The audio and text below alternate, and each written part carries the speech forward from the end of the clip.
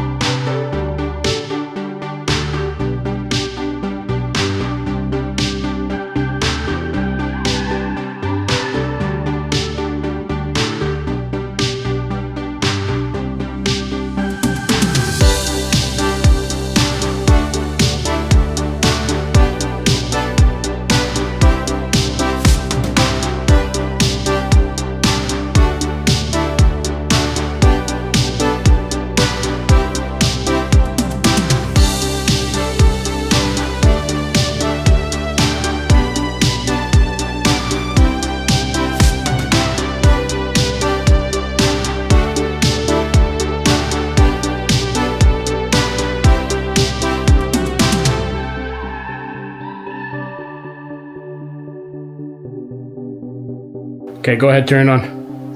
Yep. Perfect. Okay, thank you.